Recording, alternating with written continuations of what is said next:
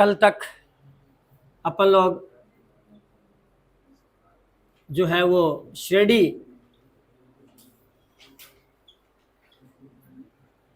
की चर्चा कर रहे थे और उसमें अपन लोगों ने समांतर श्रेणी को कंप्लीट किया था। आज हमारी जो बारी है वो 2 नंबर श्रेणी की है और जो कौन सी श्रेणी होती है? गुणोत्तर श्रेणी होती है।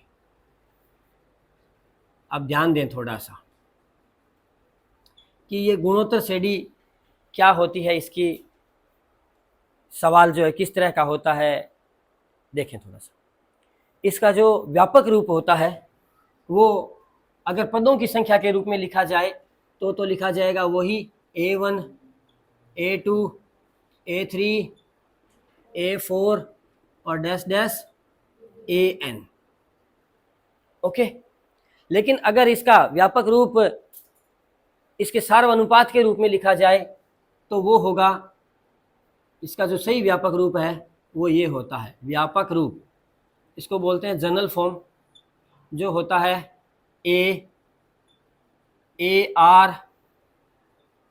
AR square AR cube dash dash AR की पावर n-1।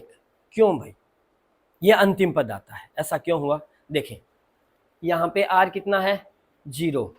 पद कौन सा है? पहला। लेकिन R कितना है? 0। पद कौन सा है? दूसरा। R की पावर कितनी है? 1। पद कौन सा है? तीसरा। R की पावर कितनी है? 2। पद कौन सा है? n-वां। तो R की पावर कितनी होगी? उससे 1 कम, यानी कि A गुना R की पावर n-1। क्या यहां तक बात समझ में आ गई? जिसमें जो प्रथम पद है वो होता है कौन? A। यही इसका प्रथम पद होता है। जो समांतर श्रेणी थी उसमें क्या था? यहाँ A और यहाँ था A प्लस D, क्योंकि वो समांतर थी, इसमें जुड़ रहा था। और ये क्या है? गुणोत्तर है, इसलिए इसमें क्या होगा? गुणा होगा। गुणोत्तर में गुणा होगा, इसलिए इन दोनों के बीच में निशान क्या आया? गुणा का आया। अब आपके दिमाग में प्रश्न आ रहा होगा कि जी यहाँ पे गुणा का आया तो कोई खास बात नहीं है, लेकिन AD ने आना चाहिए था, यहाँ पे AR क्यों आया? तो देखिए D का मीन जो था वहां पर था वो था कॉमन डिफरेंस, और डिफरेंस का मतलब होता है अंतर। यहाँ जो लेना है वो लेना है अनुपात, जिसे बोलते हैं कॉमन रेशियो। और रेशियो का फर्स्ट वर्ण कौन सा होता है? R। इसलिए यह क्या कहा जाएगा? Common ratio. तो R से डिनोट किया जाएगा। तो इसे हम बोलते हैं सार्व अनुपात। क्या बोलेंगे? सार्व अनुपात बोलेंगे, जो होता है R। अब ये कैसे आएगा? देखिए इसमें क्या करेंगे अपन लोग, सारा अनुपात ज्ञात करने के लिए कोई भी, जैसे तीसरे पद में दूसरे पद का भाग दिया, तो देखिए तीसरा पद कौन है? AR स्क्वायर बटा AR। बताओ सारा अनुपात कितना आया हमारा? R। क्लियर? यहां अंतर में तो क्या करते हैं? घटाते हैं। और अनुपात निकालना है, गुणा में है, गुणोत्तर श्रेणी है, इसलिए उसको क्या लेंगे? भाग में जाएंगे। यानी कि 5वां पद बटा चौथा पद, तीसरा पद बटा दूसरा पद, दूसरा पद बटा पहला पद, ऐसा हम लोग करेंगे। क्लियर यहां तक? अब देखिएगा इसमें जो n-वां पद होगा कोई ना कोई n-वां पद, जिसे हम लोग क्या बोलते हैं? Tn, यानी कि nth टर्म। Tn यानी कि nth टर्म, यानी कि n-वां पद। अब इसमें हमारे पास n-वां पद कौन है? देखिएगा, जिसे लास्ट पद बोलते हैं। तो लास्ट पद कौन आया? AR की पावर n-1। असल में n-वां पद ज्ञात करने का फॉर्मूला भी यही होता है। असल में n-वां पद ज्ञात करने का फॉर्मूला भी यही होता है। अब अपन क्या करें? यहाँ पे 2 बातें फाइंड कर लें, एक तो Tn और एक है Sn। 2 ही चीजें पता लेनी होती है हमें।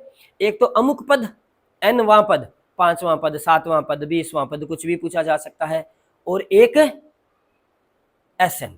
तो यहाँ पर अपन लोग एक उदाहरण के रूप में अगर एक श्रेणी पहले लें तो हमें ज़्यादा बढ़िया क्लियर होगा कि भी हमें समझ में आएगा भी हम लोग कौन सी श्रेणी ले रहे हैं। तो देखिएगा हम लोग उत्तरोत्तर 2 के गुणा वाली कोई श्रेणी ले रहे हैं, उत्तरोत्तर 2 के गुणा वाली। तो देखिएगा एग्जाम्पल ले रहे हैं अपन लोग 4, 4 दूनी 8 दूनी 16 दूनी 32 दूनी, चलते चलते कौन सा पद, 10वां पद या 10 पदों तक, ऐसा हो सकता है हमारे सामने प्रश्न में। अब उसी की बेस पे अपन लोगों ने सवाल भी हल करना है और फॉर्मूला भी देखना है। हमारे पास फॉर्मूला क्या है, Tn, जिसे हम बोलते हैं nवां पद यानी कि अंतिम पद। तो देखो अंतिम पद हमारे पास यहाँ पे कौन सा आया, ar की पावर n-1, और यही हमने कहा था आपको अभी थोड़ी देर पहले कहा था, अभी यही अंतिम पद का फॉर्मूला भी होता है। तो ar की पावर n-1। अब अप्लाई भी करेंगे अपन लोग इसमें। अब पहले क्या करें, Sn का फॉर्मूला और देख लेते हैं। चलिएगा भाई, Sn का फॉर्मूला क्या होता है यहाँ पर हमारे पास, देखिएगा इसमें 2 फॉर्मूले बनेंगे। एक तो बनेगा देखिए a r की पावर n-1 बटा r-1, और इसमें जो दूसरा फॉर्मूला बनेगा वो बनेगा a 1 r की पावर n बटा 1 r। What is the difference between this, इनमें आपस में क्या संबंध है, क्या आप कोई संबंध देख पा रहे हैं, क्या देख रहे हैं?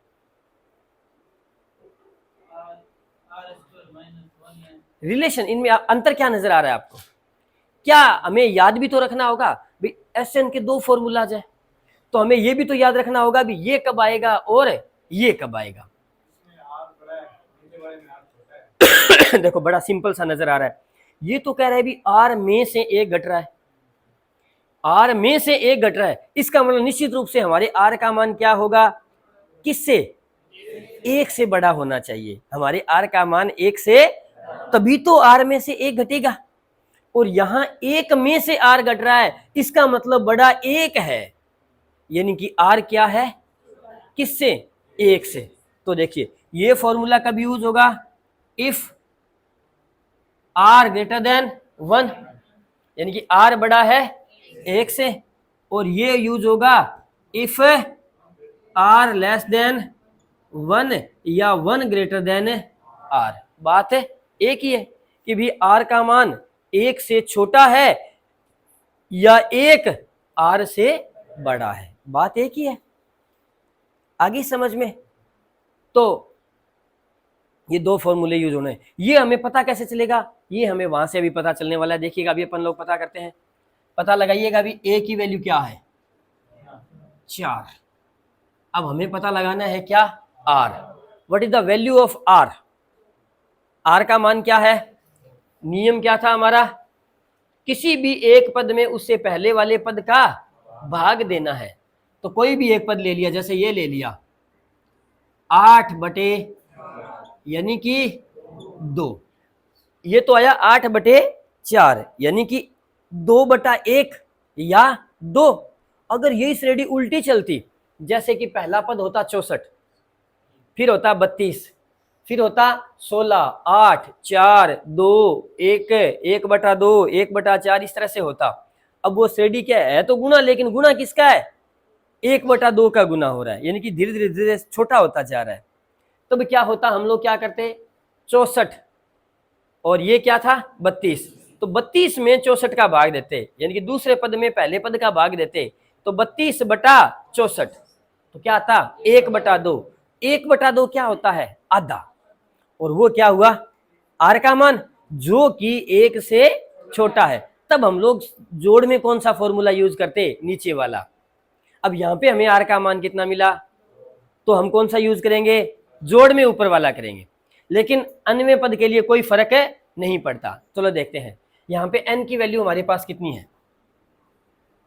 The value of n 10। Clear हुई हमारी बात? अब देखिएगा भाई, हम लोगों को क्या चाहिए, a 10 चाहिए, या हम लोग कह दें t 10 चाहिए। है ना। क्या चाहिए हमें, T10 T20 ऐसा है ना। तो बताइए T20 क्या होता है, 20वां पद होता है। T20 क्या होता है, 20वां पद होता है। T20 और कहीं भी यूज होता है, आपके जीके में कहीं यूज होता है, कहीं यूज होता है, याद है क्या होता है, हैं? G20 नहीं कह रहे, हम T20 कह रहे हैं। T18 कह दो, T20 कह दो, T15 है। देखिएगा हमारे भारतवर्ष में बाघों की संख्या को गिनने के लिए उनका एक पर्टिकुलर नंबर होता है, याद आ रहा है, याद आ रहा है। भाग जितने भी हैं उनके आगे क्या लगा जाता है, उनका एक पर्टिकुलर नंबर है। T20 T14 T18 इस तरह से होता है ना। तो इसका T का उपयोग एक वहां भी किया जाता है, लेकिन हमें यहाँ T10 का मतलब हुआ हमारे पास 10वां पद। चलिएगा भाई, 10वें पद का फॉर्मूला क्या है, AR की पावर N माइनस। तो पहले हम लोग TN लिख ले एक बार, ताकि आपके पास फॉर्मूले के लिए पीछे नहीं जाना पड़ेगा हमें।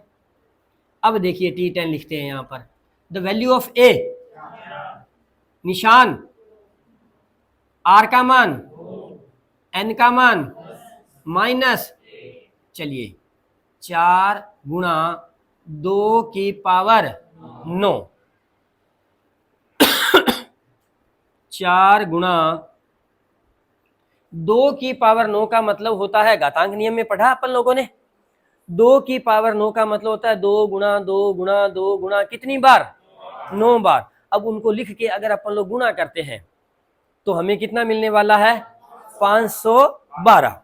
अब हम लोग 512 को किससे गुना करेंगे, 4 से। तो हमें कौन सा पद मिलेगा, T10 मिलने वाला है, जो कि मिलेगा 2048। देखिएगा जरा गौर करें, अगर इसी क्रम से बढ़ते जाते, 4 दूनी, एक छोटा सा उदाहरण लिया मैंने ताकि उसके बेस पे आपको यहाँ पे क्लियर भी करवा सकूं। 4 दूनी 8 दूनी 16 दूनी 32 into 2 64 into 2 128 into 2 256 into 2 512। Check करें, अपने को 2 की पावर 9 बार चाहिए था, तो देखो 2 एकम 2 into 2 into 2 into 2 into 2 into 2 into 2 into 2 और इंटू 2। ओके, तो हमारे पास 2⁹ की वैल्यू आई 512 इंटू 4 बराबर 2048। जस्ट इसका अगर हमें उल्टा करना पड़े, ये भी तो है, उल्टा करना पड़े तो फिर वहीं पे भी अपन लोग एक घातांक नियम यूज करेंगे। देखिए कैसे, इसी सवाल को मैं ले रहा हूं दूसरा एग्जांपल बना के। क्या लिखे हम लोग, चलो हम लोग थोड़ा सा उदाहरण चेंज कर रहे हैं, अब कर दे, ये लो।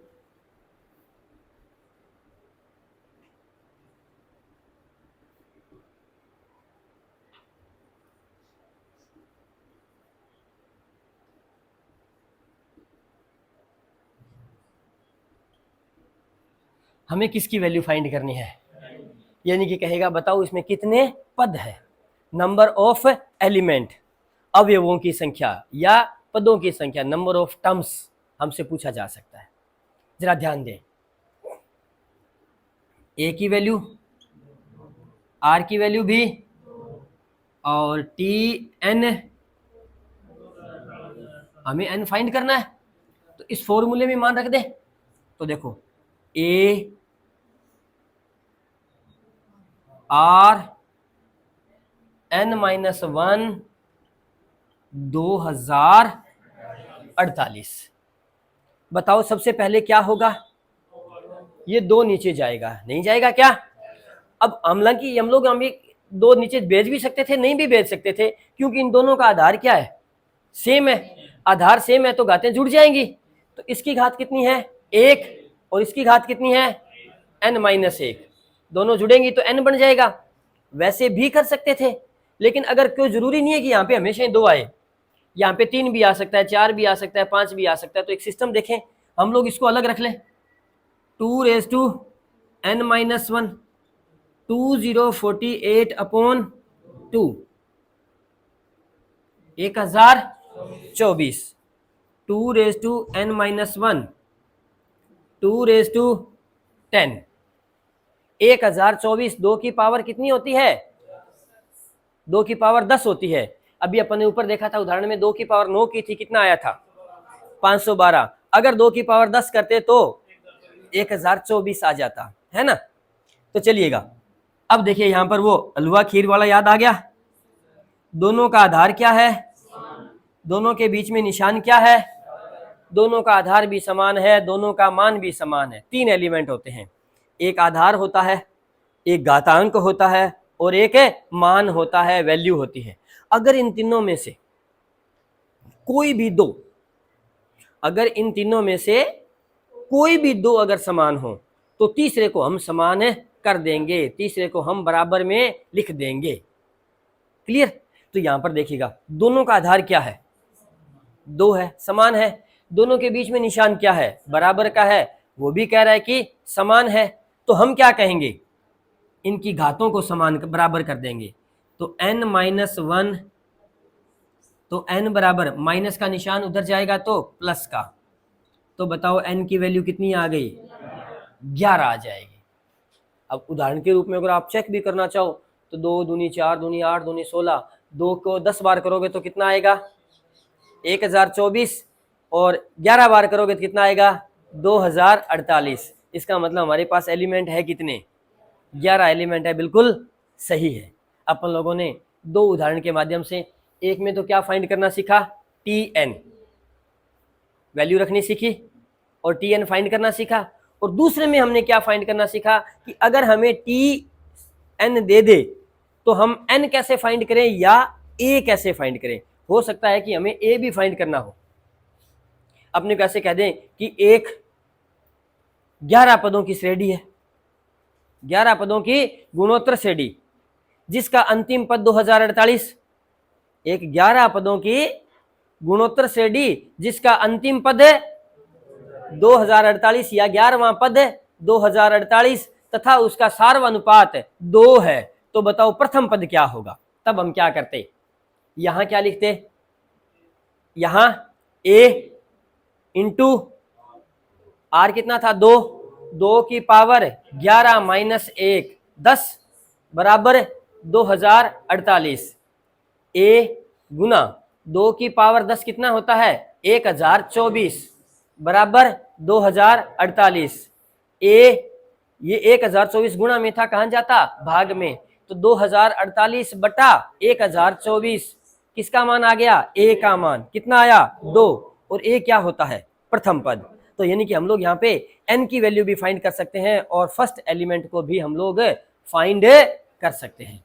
बताइएगा भाई, यहां तक की बात समझ में आ गई कि नहीं आ गई? क्लियर होगी बात यहां तक? बिल्कुल बढ़िया तरीके से। तो चलिए, यहां तक आपको समझ में आ गया? हाँ भाई, अभी हम लोगों ने गुणोत्तर श्रेणी के अंदर Tn को तैयार करना सीख लिया। और अगर Tn दिया हो तो या तो a की वैल्यू हमसे पूछी जा सकती है और या फिर n की वैल्यू हमसे पूछी जा सकती है। दोनों ही चीज़ें हम लोग फाइंड कर सकते हैं। अब हम लोग चलते हैं किस पर? Sn पर। चलिए, सवाल वो का वही हम लोगों ने रख लिया और अब हम लोग Sn की ओर चलते हैं।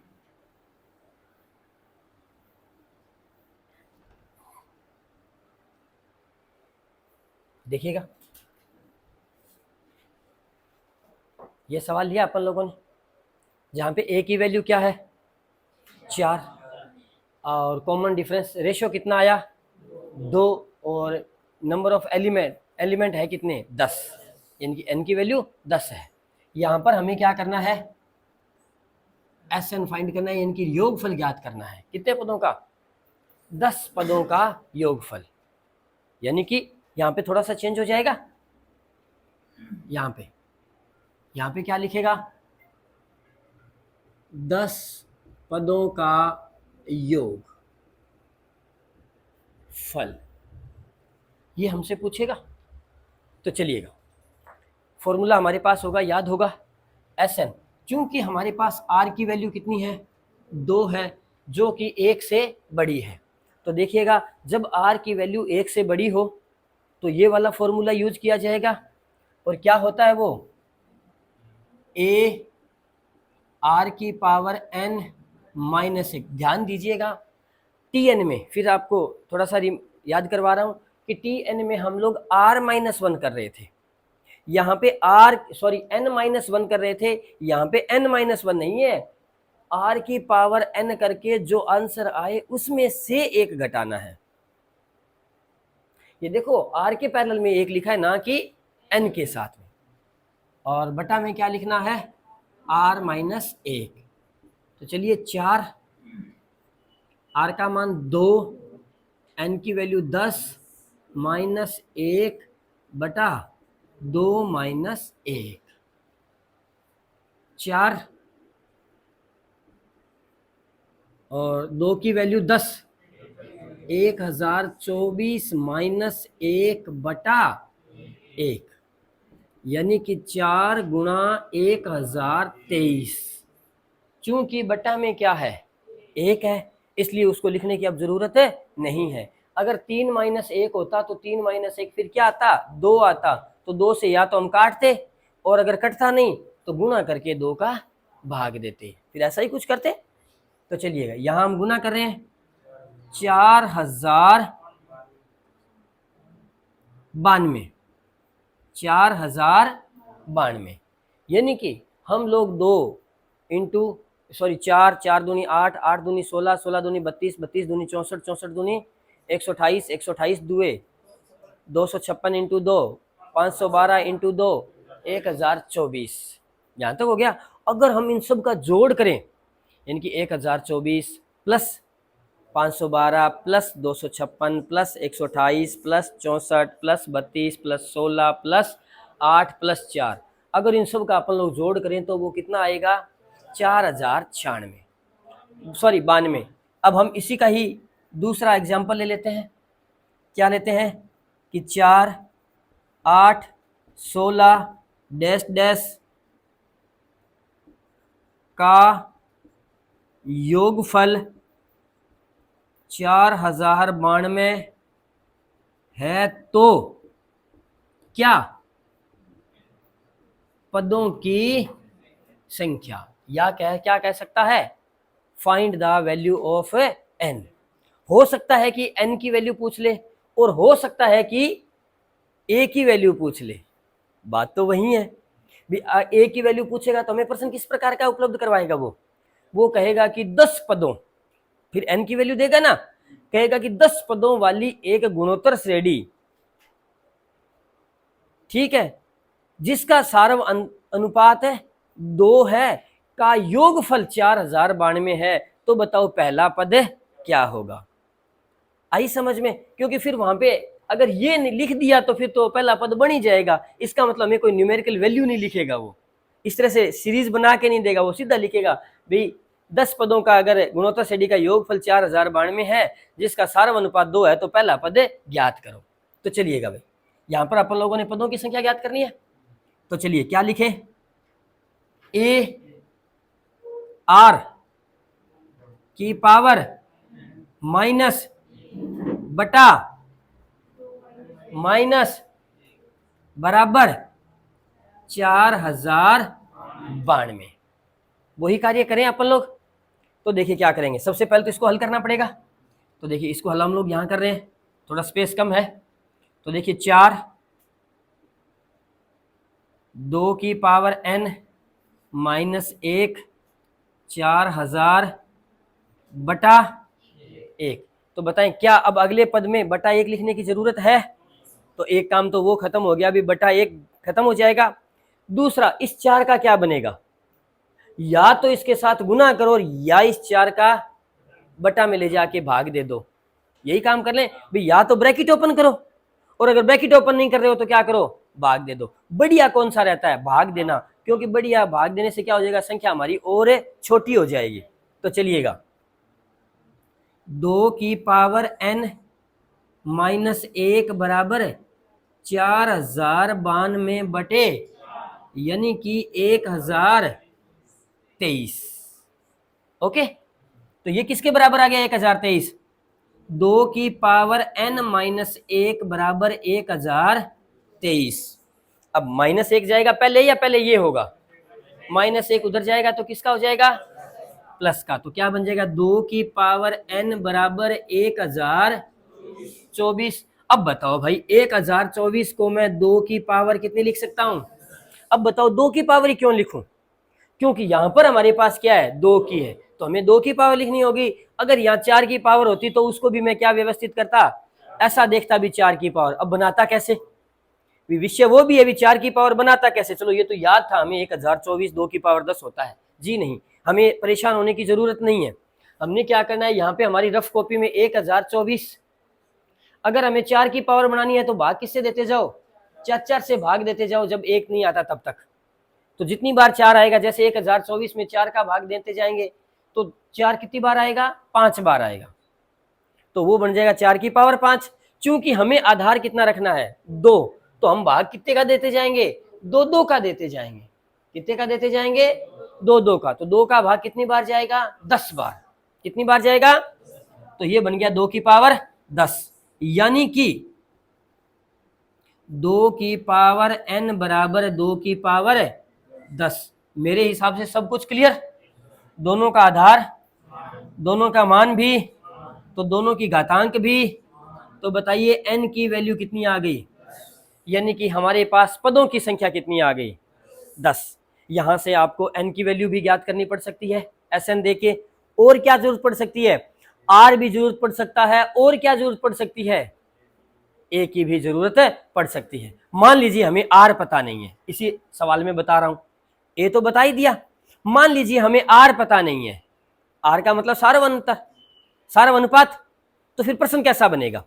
प्रश्न बनेगा एक श्रेणी, वो भी कौन सी श्रेणी? गुणोत्तर श्रेणी, जिसके सभी पदों का योगफल या 10 पदों का योगफल 4092 है, जिसका पहला पद 4 है। तो क्या ज्ञात करो?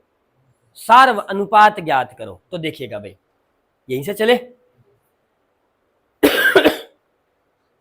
4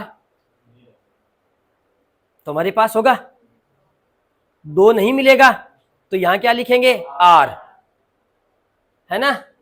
r की पावर 10, n नहीं 10 माइनस 1, r माइनस 1 बराबर 4000।